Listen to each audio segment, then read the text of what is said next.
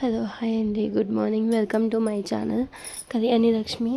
So ఇప్పుడైతే మా హాస్టల్లో సింగిల్ షేరింగ్ రూమ్ అయితే చూపిస్తాను చూడండి. ఇదే అనమాట సింగిల్ షేరింగ్.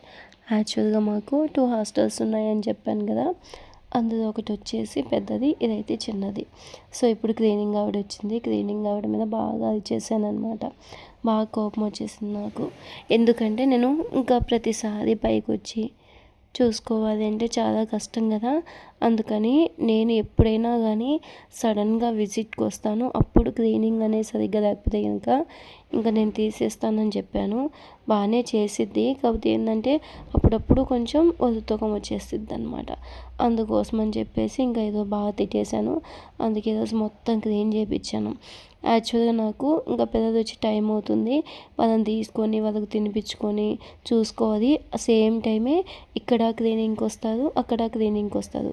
పెద్ద హాస్టల్ అయితే ఇంకా అవన్నీ చూసుకోవాలి కదా. అందుకే చిన్న హాస్టల్ని క్లీనింగ్ అయిపోయిన తర్వాత నేను చెక్ చేసుకుంటాను అనమాట.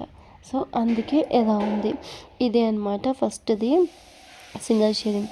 యాక్చువల్గా సింగిల్ షేరింగ్కి మేము 2 బెడ్స్ కూడా ఇచ్చేస్తాము. కానీ ఈరోజు ఏంటంటే ఆ అబ్బాయికి నాకు ఒక సింగిల్ బెడ్డే సరిపోతుంది అక్క, నాకు కొంచెం స్పేసియస్గా ఉంటుంది కదా అని చెప్పాడు.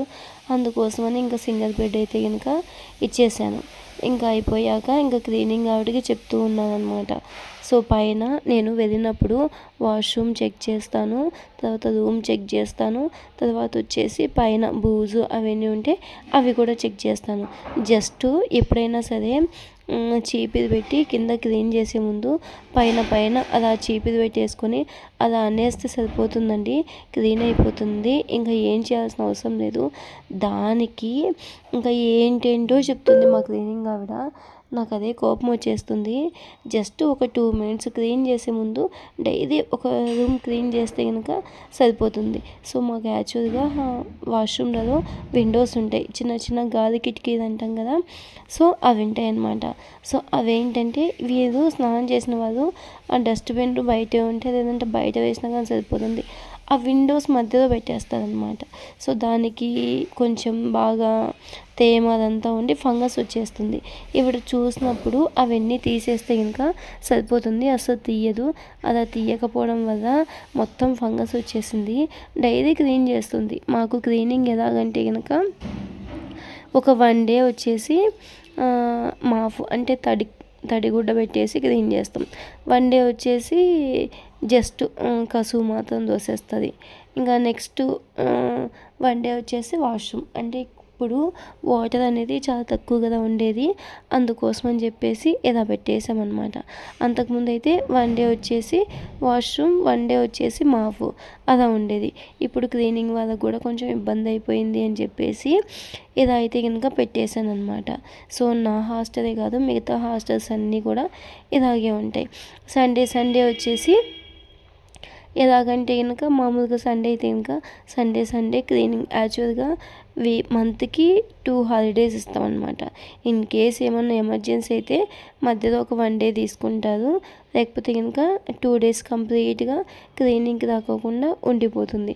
నేనేం చేశానంటే మాకు మార్నింగ్ టైం కూడా వచ్చి మొత్తం కింద మొత్తం క్లీన్ చేసి వెళ్ళిపోతుంది. సో నేనేం చేశానంటే నీకు నేను సండే హాలిడే ఇవ్వను, 4 సండేలు క్లీనింగ్ హాలిడే తీసుకో, కాకపోతే మార్నింగ్ టైం వచ్చి మార్నింగ్ ఆఫ్టర్నూన్. సో ఫుడ్ తిన్న తర్వాత ఆఫ్టర్నూన్, ఫుడ్ తినకముందు మార్నింగ్ అనమాట సండేస్. సో వచ్చి క్లీన్ చేసుకొని వెళ్ళమని చెప్పాను అనమాట. సో అలాగైతే కనుక వాళ్ళకి కొంచెం రెస్ట్ ఉంటుంది, మనకి కూడా ఆవిడ రాకపోతే ఇంకా నాకు కూడా పని ఎక్కువ ఉంటుంది. అందుకే సండే అలా క్లీనింగ్ ఇచ్చానమాట. సో అందులో పేమెంట్ ఏమన్నా తక్కువ ఉంటుందా అంటే ఇక్కడ పేమెంట్స్ ఎలా ఇస్తాము అంటే కనుక క్లీనింగ్ వాళ్ళకి రూమ్స్ని బట్టి ఇస్తాం. సో స్పేస్ అనేది కాదండి, లెక్కకి తీసుకోం. ఎన్ని వాష్రూమ్స్ ఉన్నాయి, ఎన్ని రూమ్స్ ఉన్నాయి, సో రూమ్స్కి లెక్కను బట్టి నాకు మొత్తం వచ్చేసి 76 ఉన్నాయి. అందులో ఒక 3 రూమ్స్ వచ్చేసి అంటే నాకు కిచెన్కి వెళ్ళిపోతాయి అన్నమాట. ఒక 1 రూమ్ వచ్చేసి నాకు వెళ్ళిపోతుంది. మిగతాయి మొత్తం వచ్చేసి ఇంకా 72నే వస్తాయి. ఈ 72 రూమ్స్కి కింద హాలు, డైనింగ్ ఏరియా, ఇంకా ఎంటైర్ మొత్తం. అప్పుడప్పుడు నా రూమ్ కూడా వాష్రూమ్ అవి నేను క్లీన్ చేయించుకుంటాను, నేను ఎప్పుడన్నా కొంచెం బిజీగా ఉన్నప్పుడు. లేకపోతే ఇంకా మావి మేమే చేసుకుంటాం అనమాట. చేస్తానని చెప్తుంది, వద్దు నేను చెప్పేస్తాను. ఇంకా దీనికైతే నేను పెద్ద హాస్టల్కి 22,500 ఇస్తాను. అంటే మార్నింగ్ టైము క్లీనింగ్కి వస్తుంది, ఒక హాఫ్ అన్ అవర్ హాలు అవన్నీ క్లీన్ చేసి వెళ్ళిపోతుంది. ఇంకా ఈ ఆఫ్టర్నూన్ మళ్ళీ 11:30కి వస్తుంది, స్టిల్ 2:30, 3:30 వరకు ఉంటుంది పైన అవన్నీ అంటే 2 టైమ్స్ వస్తుంది. సో నేను మొత్తం కలిపి 22,500 ఇస్తాను. ఇంకా పెంచమని అడిగింది. ఇప్పుడు అన్నీ పెరిగిపోతున్నాయి మేడం, మీరు కూడా కొంచెం పెంచండి అని అడిగింది. సో అన్నీ కాస్ట్ ఎక్కువ అవుతున్నాయి కాబట్టి నేను పెంచలేకున్నాను.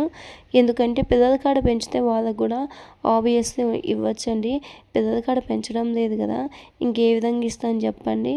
అండ్ ఇప్పుడైతే కింద అనమాట. సో ఇంకొక చిన్న హాస్టల్ అని చెప్పాను కదా ఇక్కడ. సో ఇక్కడ ఏంటంటే నేను మొత్తం కలిపి నాకు 24 రూమ్స్ ఉన్నాయి. 24 రూమ్స్కి లాస్ట్ ఒక 2 years బ్యాక్ 4,500 ఇచ్చేదాన్ని. కింద హాల్ మీరు చూసే ఉంటారు, చాలా అంటే చాలా చిన్నది.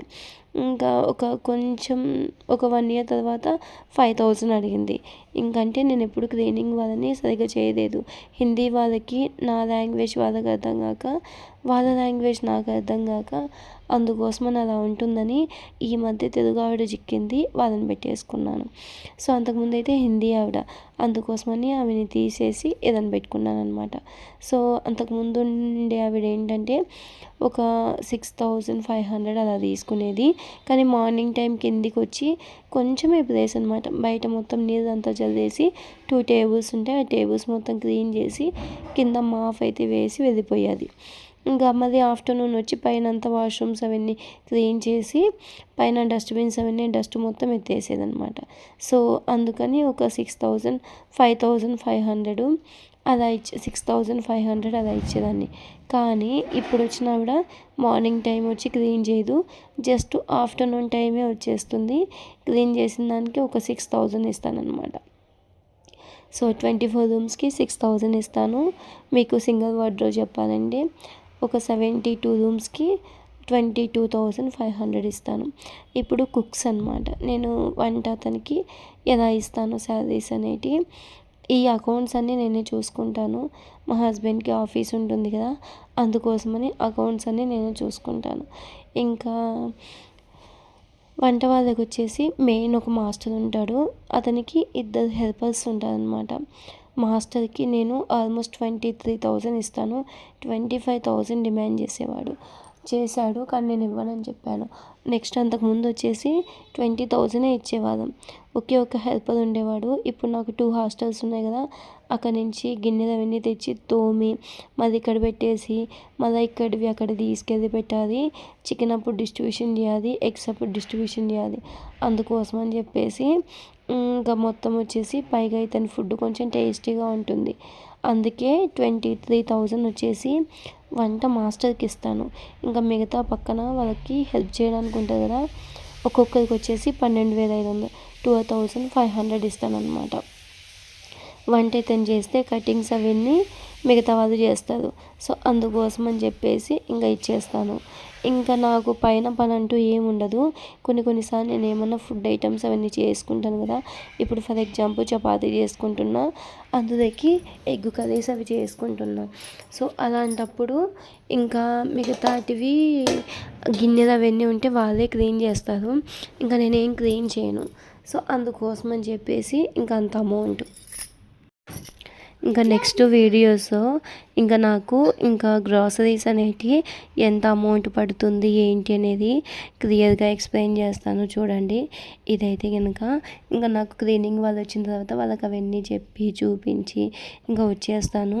ఇంకా వాళ్ళు మార్నింగ్ వస్తే 10:30, 11కి వస్తే ఈవినింగ్ 2:30, ఒక 3 3:34 కూడా అవుతుంది క్లీనింగ్ని బట్టి. సో వాష్రూమ్స్ అయితే కనుక వాష్రూమ్ క్లీన్ చేసేటప్పుడు ఇంకా బయట కసు అవన్నీ ఏం చిమ్మదనమాట.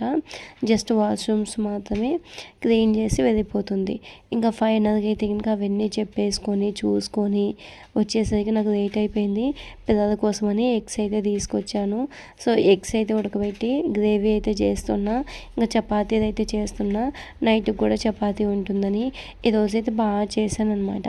చపాతీలు ఎగ్ కర్రీ బాగా చేస్తే మా వాడు ఏం చేశాడంటే బాగా తినిపించాడు. మా హస్బెండ్ తినిపించిన తర్వాత ఏం చేశాడంటే మొత్తం వామిటింగ్ చేసుకున్నాడు. దేవాంశ్ అయితే చాలా బాధగా అనిపించింది. ఒక 1 అవర్ కష్టపడి అంత బాగా తినిపించేస్తే వామిటింగ్ చేసుకునేసరికి చాలా బాధగా అనిపించింది. సో మార్నింగ్ అయితే కనుక స్కూల్కి వెళ్ళేటప్పుడు చాలా అంటే చాలా తక్కువ కదా తినేసి వెళ్ళేది. ఇంకా స్నాక్స్ అవి జస్ట్ బిస్కెట్స్ అవి మాత్రమే పెట్టిస్తాము. ఏం కడుపు నిండుతుందో ఏంటో అనేసి ఇంకా వచ్చి రాగానే ఏదన్నా చేసి పెడతానన్నమాట పిల్లలకి. చేసి పెడితే వాళ్ళు తినేసి కాసేపు హోంవర్క్ చేసుకొని ఇంకా డ్యాన్స్ క్లాస్ ఉంటుంది. ఇంకా డ్యాన్స్ క్లాస్కి అయితే ఇంకా స్టార్ట్ అయిపోతారనమాట. సో ఇప్పుడైతే నేను ఇంకా పిండి మొత్తం పిసికాను కదా, మా వాడు వచ్చి అడుగుతున్నాడు నాకు కొంచెం ఇవ్వు మమ్మీ అని. సో అది వద్దుదే అని చెప్పేసి ఈవినింగ్ పుల్కా కోసం అని చెప్పేసి పిండి మొత్తం రెడీ చేసి పెట్టాడు.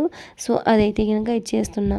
నేను అంటే చపాతీల కోసం అయితే కొంచెం ఆయిల్ సాల్ట్ వేసి పిసికితే కనుక చపాతీ బాగా పొంగుతుంది అని, కొంచెం స్మూత్గా వస్తుందని సో ఇలా చేసుకున్నాను.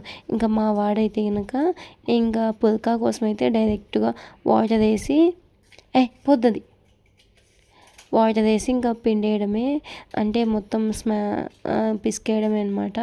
అందుకే అది కొంచెం హార్డ్గా ఉంటుంది.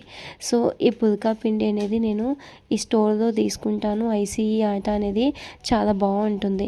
ఇంకా ఇప్పుడైతే ఇవన్నీ ఇంకా ఆనియన్స్ అవన్నీ కట్ చేసి పెట్టుకున్నాను. ఆ ఆనియన్స్ కట్ చేసేటప్పుడు అసలు వస్తాయి చూడండి కళ్ళం పట్టినీరు.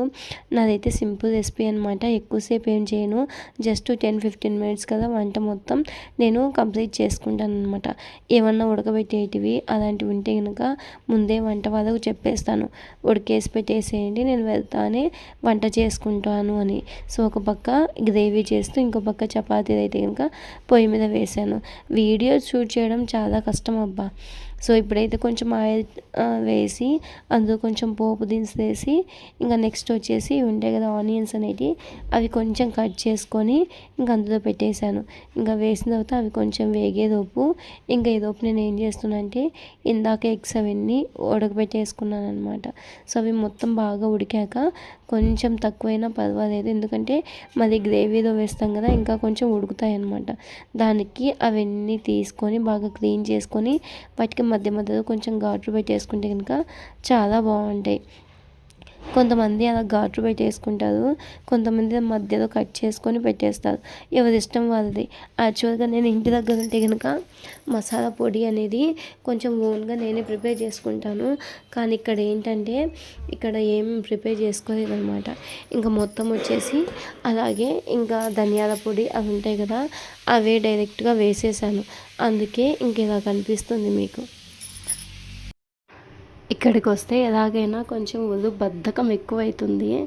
సేమ్ టైం అలా అని ఏం కాదు, కాకపోతే ఏంటంటే బయట కొంచెం పనులన్నీ ఎక్కువ ఉంటాయండి. అవన్నీ చూసుకొని వచ్చేసరికి కొంచెం టైర్డ్ అయిపోతాము. అందుకోసం అని చెప్పేసి ఇంకా నేనైతే ఇంకా అవన్నీ మసాలా అదంతా ప్రిపేర్ అయితే చేయలేదన్నమాట. సో ఇప్పుడు నాకు కూడా ఆఫ్టర్నూన్కి ఫుడ్ మేము ఒక 2:30 కదా ప్రిపేర్ చేసుకుంటాం. మార్నింగ్ టైం అయితే కనుక కొంచెం లేట్గా తినేస్తాం, పనులు ఉంటాయి కదా.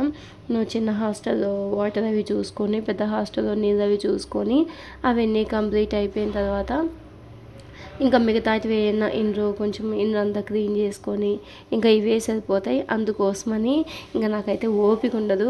మరి యూట్యూబ్కి వచ్చి యూట్యూబ్ చేసి రాంగ్ వీడియోస్ అన్ని షూట్ చేసుకొని రాంగ్ వీడియోస్ ఎడిట్ చేసుకొని వాటికి వాయిస్ ఓవర్ ఇచ్చుకొని ఇంకా ఎంత పని ఉంటుంది చెప్పండి.